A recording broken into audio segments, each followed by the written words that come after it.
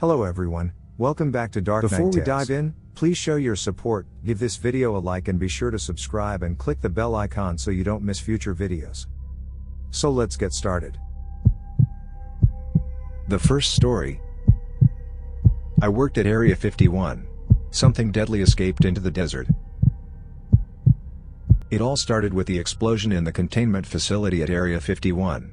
Nobody knows exactly what caused the accident, but there were a hell of a lot of casualties.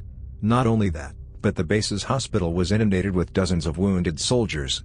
As a nurse, that meant our quiet little military hospital was suddenly full of bleeding bodies and yelling voices. Blood was on the floors and doctors screaming for assistance could be heard ringing throughout the cramped, close-quarters medical unit. My patient caseload had increased from the regular 1 or 2 sick soldiers, to 10 or more. And they were all in rough shape. Worst of all was Peter. I felt bad for him immediately. Despite his horrifying injuries, he slept constantly, looking almost peaceful, aside from the occasional twitch or grimace. Nobody really knew what was wrong with him. He was in the cold storage section of the facility when the explosion happened, according to the reports I'd read. His left eye was blinded and the entire left side of his body was burnt badly. His arm was amputated after the doctors decided it wasn't salvageable.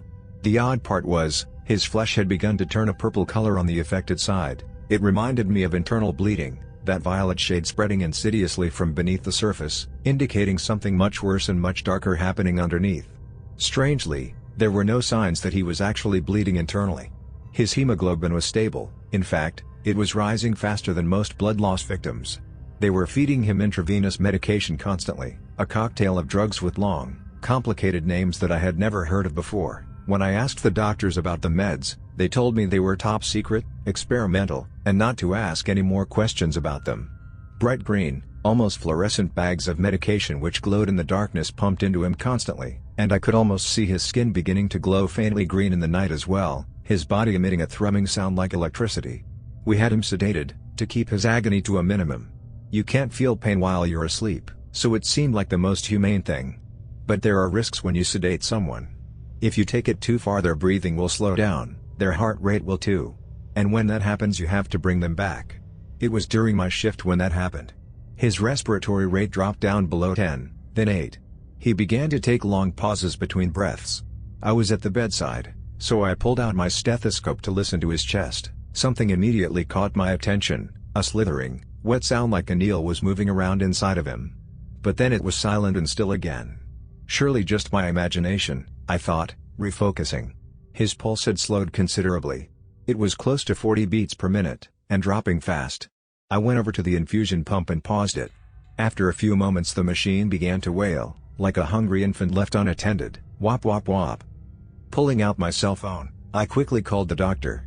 Luckily he wasn't far, and was in the room with me a minute later, standing over the patient. I counted 8 risps per minute. And his heart rate is down to 40. No adventitious breath sounds. How are his SOTs? I put him on a non-rebreather, but he's still in the low 80s, I said, checking the patient's oxygen levels on the monitor. Dr. Baum was holding his stethoscope to Peter's chest, listening closely.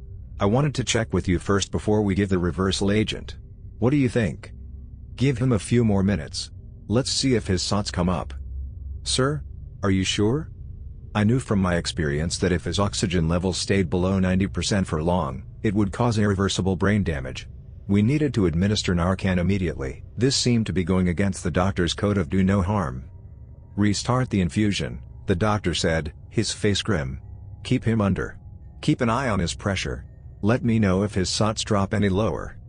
Before I could say another word, he was gone. What the hell?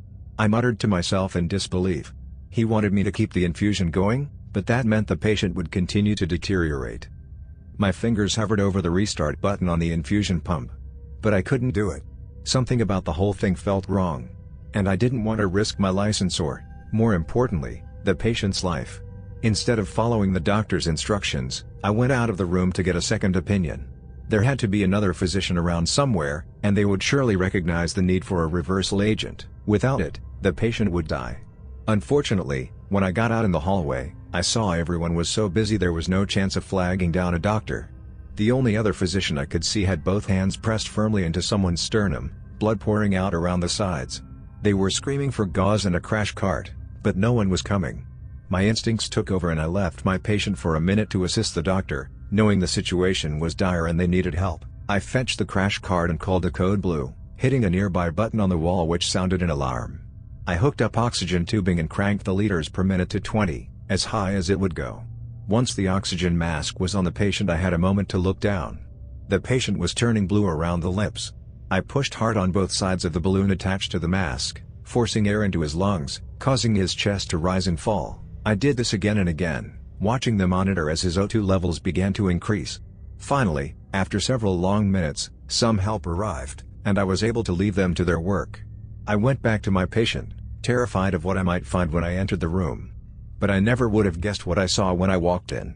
Never in my wildest dreams. Peter was lying on the bed, thrashing about and making muffled screaming noises. Something was covering his mouth, something plant-like and purple with branching vines. Whatever the growth was, it was coming from the stump of Peter's amputated left arm. It was spreading rapidly, moving outwards in all directions. The purple vines were growing as if in a time-lapse video, with each passing second covering more of Peter's face and the surfaces around him. The squirming, constantly shifting vines were crawling up the fourth pole which was still bleeding. With sudden, incredible force, the vines grabbed the fourth pole and picked it up effortlessly. Then it was thrown violently through the window at the far side of the room, shattering it to pieces. What the hell was that? I heard someone shout from outside the room. Help!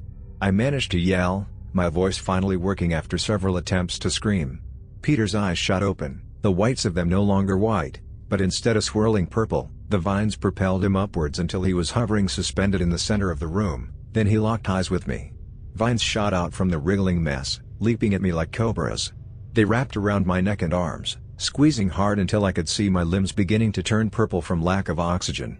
My fingers began to tingle as if falling asleep, the sensation turning into pins and needles, and then nothing at all. My hands were a dark, violent shade of purple now, reminding me of how Peter had looked before all of this. That seemed like 100 years ago now, but it had only been a few minutes. Just as I felt myself losing consciousness, the door burst open behind me. I managed to turn my head enough to see the vines were all over the room now, making it look like the inside of some enormous creature which had swallowed us whole. What the hell? A doctor said from the doorway, before screaming loudly. Lock it down. We've got a grower. He turned around and began to run, but it was too late. A vine shot through his skull like a blade and I watched him fall lifelessly to the ground a second later. The vines began to wrap him up and enveloped him, growing and spreading down his throat and into his ears. A klaxon began to howl, drowning out the sounds of my struggles. The room turned red with the light of a hazard beacon on the ceiling, and I felt the vines around my neck loosening. I looked at Peter and saw his attention had shifted to the breeze coming from the open window. He clearly wanted to escape, and that was outweighing any desire he had to murder me. After a few long seconds he finally dropped me and I fell to the floor, gasping for air. To my horror, I looked up and saw Peter climbing out the window. The vines grasped the window's edges like extra limbs and he was outside a second later, the slithering mass of V-neck tentacles following after him. The desert wind rushed in and a blast of sand hit my face, blinding me. Then the door burst open again and screams of horror could be heard from the security personnel in the hallway. Luckily, they had missed the worst of it, and managed to contain and kill the remaining life forms in the room using a freezing agent like a massive fire extinguisher. Afterwards I exited the room, coughing up white dust, but thankful to be alive. Scars across my neck and wrists serve as evidence of what I've been through, despite the government's denials. I've been trying to spread the word since all of this happened, even though it meant a dishonorable discharge from the military. Some have even accused me of treason. But it doesn't matter. They can lock me up in their secret prison beneath the desert for all I care. It only matters that this gets out to the public. People need to know. They need to be ready. Something escaped from Area 51. And it won't stop until we've all been assimilated. The second story. The feelings you have when you're alone are valid. I realized what was happening when my socks were out of place. I keep them lined up in Roy G. Biv order in my second drawer from the top. My neuroses make me happy and I don't care if that's weird. Yesterday, green was in between red and orange. I would never do that. It explained the missing food, the stale cigarette odor in my room, and a handful of other things that don't make sense when someone lives alone. I think the worst part was understanding the feeling of being watched while alone in my bedroom. The closet is directly behind me when I'm sitting at the desk. It's the only place he could have been hiding. He should have remembered that I'm a chem major. He'd been watching me long enough. The sulfuric acid was easy to get.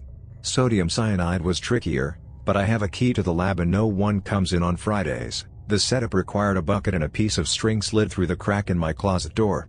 At first, I wasn't sure if tonight would be the night. But I'd been sitting at my desk for just 19 minutes when I felt him. The closet door was 13 feet behind me, yet the space felt full. Like two people were in my tiny bedroom.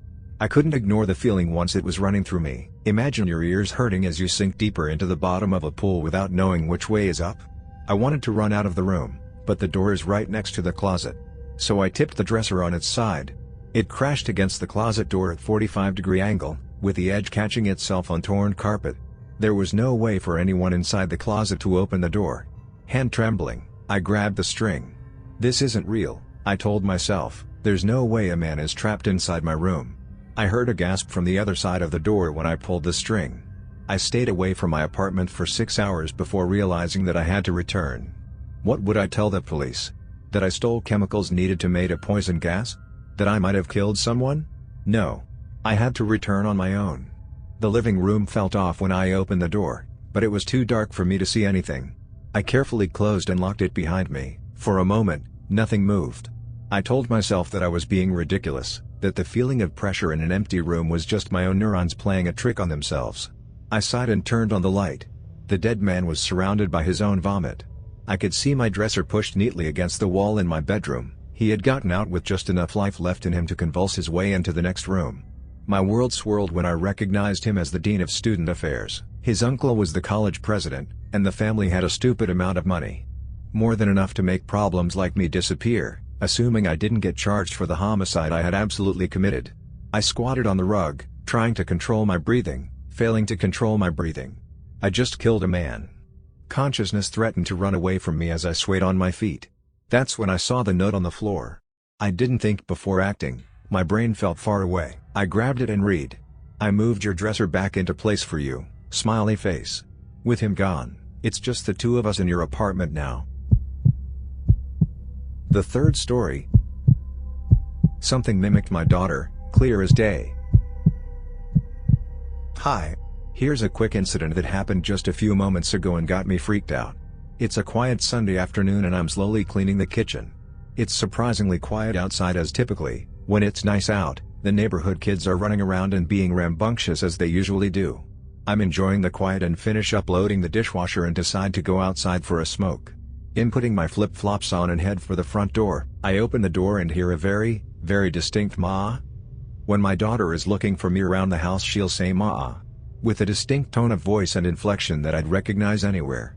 It came from the back door that leads into the yard. It spooked me because I know she's away at her father's house until after dinner today. She called me about 10 seconds after I heard it though. Proper spook today. The fourth story. Childhood experiences that we thought they were normal. Did anybody had any experience during their childhood that you thought it was normal back then, and now when you think about it freaks you out? For example, 20 years ago when I was a little kid, I would always make paper airplanes. On one occasion, I vividly remember some paper airplanes disappearing on the floor, while looking at them, and appearing on the other side of the room. I brushed it off as magic. Being a 9-year-old kid, that was my only explanation. On other many occasions, I would hear someone calling my name, in which there would be no one in the house except for me and my parents or one of them. When I asked my parents who called my name, they would deny it. I also would brush it off as echo, haven't knowing what exactly is an echo. The fifth story. I think I have a mimic in my house. So my boyfriend and I have lived in this house for 2 years, and a little while after I started hearing my boyfriend in the house way after he should have left for work. Fridge opening / closing, him walking around in his boots, and sometimes even talking quietly.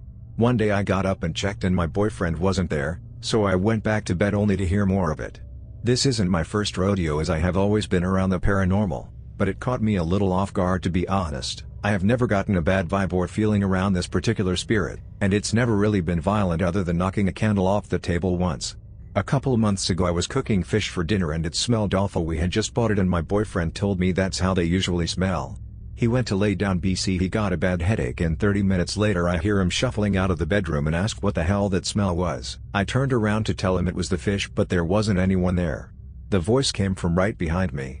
I told my boyfriend and he said I was crazy and then a little empty box was pushed off the counter right in front of him. He hasn't questioned me about it since but I just heard it whistle for my dog the same way my boyfriend does from the bedroom. Sorry if this is long, I just wanted to tell someone about it. I don't feel scared or in danger, but is this a mimic? The sixth story. The house on Harrison Street.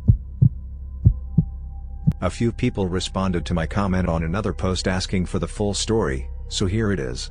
Growing up in the 90s I spent most of my time outside playing with the neighbor kids. I didn't live in the greatest neighborhood, so I couldn't go out exploring, but all of my neighbors had kids my age except one. It was an old house with garbage across the yard and stuff piled up so high in the windows that you couldn't see inside. The only noticeable objects were an old Barbie camper and a teddy bear with a missing ear. I knew there was someone that lived there because their ugly, and I mean ugly, red Chevy car would leave the driveway right at noon and wouldn't come back until about 9 p.m. One night it came back, and the next day there was a boy standing in the yard and shouting and waving at me. I was playing in an old dip in my backyard where a tree had been cut down when I saw him. I remember being confused, but I was a kid and was excited to meet someone new that was my age. I found out his name was Brandon and I would always invite him to play outside after school. My mom didn't question me about my new friend, so she let him come play in the backyard. I never saw him at school and he said his grandma taught him from their house. I didn't want to play with the other neighborhood kids as much as I wanted to play with Brandon, so the two of us formed our own little group and we played in the dip in my backyard. Nobody really questioned it until I told my mom that I wanted to have school at my house like Brandon. She finally asked me where I met Brandon and I told her he lived in the dirty house on Harrison. I remember the look on my mom's face, being confused and concerned at first, but then she laughed in my face and told me I was being ridiculous. Brandon was my imaginary friend because nobody had lived in that house since the 70s. I got mad at her and said that I would prove that Brandon was real and that he would be outside the next day. But he never showed up. I waited for him every day, but I never saw him again. Eventually, we moved across town into an apartment and I made new friends and forgot about Brandon. But a few years ago I felt nostalgic and decided to go for a drive through my old neighborhood. Not much had changed and seeing the old neighborhood made me happy and brought back a lot of fun memories until I passed the old house. It was obviously abandoned, but after all these years the old Barbie camper and the teddy bear with the missing ear were still in the window. I saw that and laughed at how I'd stuck to the idea that my imaginary friend was real, until I saw my ball. An old ball with my name written on it in big black ink was clearly visible from the window. The rainbow colors made it stick out like a sore thumb. I had lost that ball around the time I had first met Brandon. Maybe one of the neighbor kids had stolen it years ago and had hidden it away and I was just now noticing it. Maybe Brandon was just a figment of my overactive childhood imagination, or maybe there was someone watching me back then and I was too innocent to see anything else other than a new friend. Thinking about it now, it does creep me out, but more than anything I wish I had answers. If he really was real. If he was another kid playing a prank, or if he was a lost spirit, and it bothers me that I'll never have the answers, but I'll always have the memories. As creepy as the memories are, they do make me happy and pique my curiosity. The seventh story. A sign? Can't find a logical explanation. Last year, my dad passed away. He had 2 types of cancer at the same time. 2 weeks before he passed away, we drove to a hospital, my mom and dad and me. At that time we thought that he probably wouldn't return from the hospital. At some point of the journey, my mom asked my dad while crying, that if it happens, show us a sign that he is in a good place. My dad said okay. He passed away 2 weeks later in a hospital, with the family being there, holding his hand while it happened. I remember, that night I was the last one to go to sleep, and the living room was obviously completely dark. But the next morning something happened. My dad had a favorite painting in the living room, made by a famous painter who is his childhood friend. The painting portrays an angel, but it can only be seen if the painting is lit from the right angle. My dad, showing this painting to every guest, explaining that it is an angel on it, bought a special lamp for the painting for the angel to be more easily visible. The switch is in a remote place, can't really switch it on accidentally. I was the first one to wake up the next morning, and second was my mother. She sat in front of me and asked, "Did you turn that on?" I didn't understand what she was talking about, so I looked. The angel was lit up. Me, being a logical person, immediately tried to find a logical explanation, however, couldn't find any. Sometimes it's better if there is none. Feel free to share your thoughts, and or similar experiences. The 8th story. I think something comes for me while I sleep. To start, let me explain a little bit about myself. When I dream, I'm always conscious that I'm dreaming. And if I don't like the dream, or it makes me uncomfortable, I can take control of the dream and change it. When I dream, sometimes I'm not myself.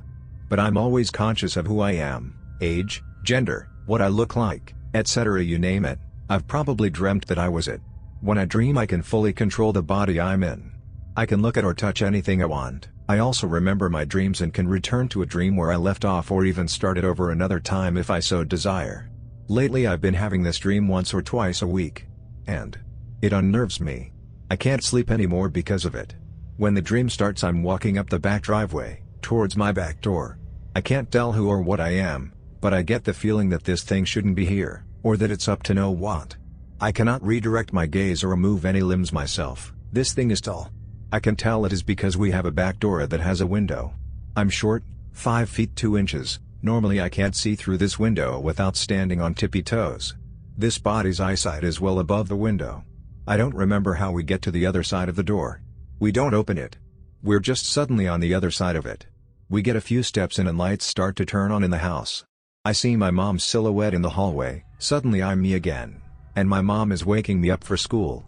Before she leaves, she looks at me and says, "There was something in the house last night. It was coming towards your room. Be careful." Abruptly it feels like I'm thrown back into my own body and consciousness. My alarm clock reads 12:12, its dim light casting a faint green glow in the room. What gets unnerving is that I can't move my body.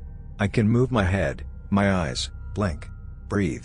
But I can't move or speak. Then, the part that terrifies me, I feel like there's something there, 5 to 6 feet away from the bottom of my bed, in the dark shadows behind my bedroom door. It felt menacing. Dangerous. I felt like this presence wanted to hurt me.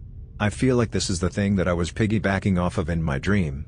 I'm like that for what feels like forever, but it was probably only a few moments. I can never go back to sleep after I have this dream, and every time I have it, this presence gets a few steps further into my home before my dream mom stops it. I don't want to sleep anymore. I'm terrified this thing is going to get me in my dreams, and I don't know what's going to happen then. What does it want? I've never had a dream within a dream. And when my mom wakes me up, it feels so real. I have a moment of relief before I feel that absolute terror when she tells me to be careful. The 9th story. I think something comes for me while I sleep. Part 2. Remember when I said that I can recreate dreams? Well, I tried to recreate it. I was unsuccessful in recreating the dream exactly as it was. I went into the dream in the same spot, same time of day, late night, but I had complete control of my body. I could look where I wanted and do what I wanted. I also didn't feel that sinister aura that I do when I have the dream. When I came to the back door, I was super tall. I tried really hard to recreate it exactly as it is. I did the whole pass-through of the door, then continued into the house. We have this big room. It used to be a back porch, but my grandfather converted it into a part of the house a while back.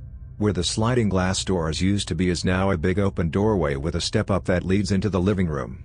From there you pass into the hallway, which is a big L. There's a bathroom door on the right. At the corner of the L that faces the entrance of the hallway is my parents' door. The corridor turns left at this point and you find my bedroom door on the right and a third bedroom at the end of the path.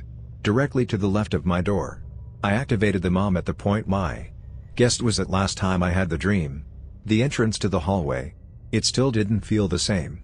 I had complete control. I even tried to recreate the second part of that dream. I could tell it was dream this time. Normally this part of the dream feels real. The door opens, my mom leans in and turns on the light. Then she stays there, hand over the switch, and looks at me very seriously. "There was something in the house last night. It was coming towards your room. Be careful." I forced myself awake too. Normal wakefulness. No sleep paralysis. No feeling of foreboding, menace, or fear. I don't feel like I'm being watched. My guest isn't here. I can move just fine. I've been racking my mind trying to figure out what this is. I don't really believe in ghosts, spirits, demons, anything supernatural really. I love spooky stories, but I just never subscribed to that crap. My willingness to listen to stories has opened a world of friends for me though. I have all sorts of friends of all sorts of religions, races, and creeds. So I went to one of my more spiritual friends. Kiara calls herself a Wiccan. Born and raised in a coven. I explained how I dream and then I told her about the dreams I've been having and what happened when I tried to recreate it. This is what she said: "So, you've been basically astral projecting when you dream. At some point, somewhere, you found something. You may have done something to draw its eye. But now you're in its sights. It seems, to me, like your bedroom door is your mind, or psyche. Whatever this is, it's trying to break in. I don't know why, but the bright side is you've got some good defenses. I don't know if that's a lingering spirit, a god, or just some natural defense. But it's one good protector to come up so consistently. It's even warning you afterwards. Protectors and guardians tend to show themselves as someone you trust. And you tried to recreate that dream? What the hell's wrong with you? That's like calling it to you and leaving the door wide open." She scolded me quite a bit. She said she might be able to make me some charms or something, but she'd need to talk to her mother first. Then lunch was over and I won't see her again until tomorrow. Right now I'm just trying not to sleep. Shouldn't be too hard, right? Wish me luck. Cause I've only got the hallway left between me and this thing that wants something from me. Let's hope, if I do fall asleep, that my guardian doesn't fail me tonight. The 10th story. A chair moved across the room. My Nana and I were sitting at her kitchen table talking when the chair opposite us slid across the room by itself. We were the only people in the house at the time. No explanation for why it did that. The floor is completely flat and no one was near the chair or even in the house with us at the time. We were speechless for a few minutes and we had to go outside for a bit to calm down.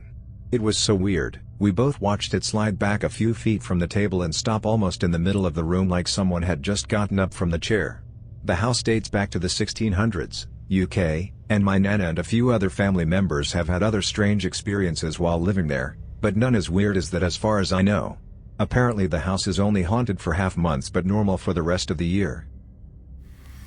If you made it to the end of the video, thanks for watching.